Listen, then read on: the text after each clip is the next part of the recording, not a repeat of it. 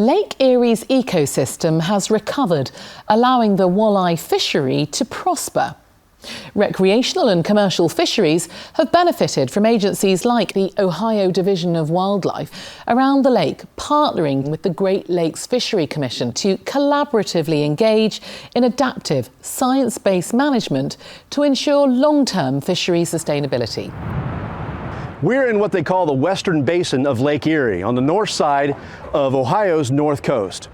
This is not just a great place to fish, but it's also a success story as far as conservation and science.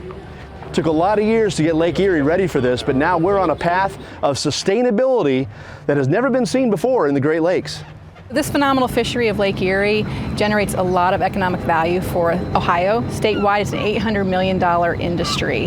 And we want people to come here to fish for sustainable resources. We want them to spend their money, whether staying at hotels, gas, lodging, restaurants, fish and tackle. We want them to spend their money up here and enjoy Ohio. In order to create a sustainable, popular fishery, many hands came together to bring Lake Erie back from a past of neglect and misuse.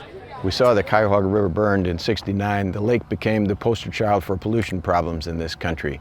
We think the very next year, US EPA is formed, NOAA is formed, we celebrate the first Earth Day. It's all because of how we as a country responded to that event, that burning in '69. By 1985, Lake Erie becomes the walleye capital of the world. So we have a huge improvement in the ecosystem, but it took more than simply an ecosystem improvement. We also had to greatly improve our ability to manage the fishery. If we go back 50 years, strong pollution in the lake really made it tough for fish to reproduce successfully. And for a while, walleye were extremely scarce. And as the Great Lakes Water Quality Agreement took effect in the 1970s, as fishery managers got more and more information, they began to more deliberately set what they call quotas, or total allowable catch. And that process began in 1976. It continues to this day, where the fishery managers share their information and deliberate over how many fish they can take out to sustain that natural reproduction, which is so important to them. Walleye fisheries in Lake Erie should be great for the next many, many years to come. And those efforts continue. When it comes to the health of the fishery, even charter boat captains become citizen scientists on the water. This will be our 7th year now where we go out and once a week we go out and get water samples, and these go to Stone Lab. And they do the full chemistry on it, and we do random studies wherever we're at that particular day when we're fishing. So we have all the locations set down, and the plots that you see now, there's dots all over western Lake Erie to see where we've done. And it's been actually all over the various colleges now. Everyone uses this data. It's very verified, and it's a good set of data, and we can see what's going on. We asked the people we interviewed how they really felt about Lake Erie. There's nothing more fun or more pleasant for me than getting out on Lake Erie, spending the day on a boat. Even if you don't catch fish, it's beautiful out there. Thing is, with walleye right now, we know we're going to catch fish.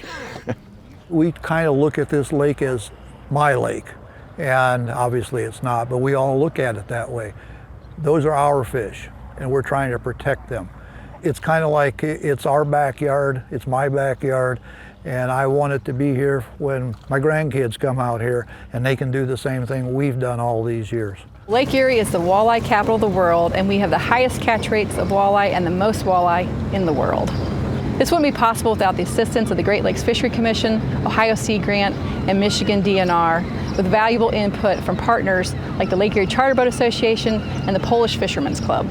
For our 50th wedding anniversary, Fran and I brought 27 of our family members up here. We stayed in Sandusky.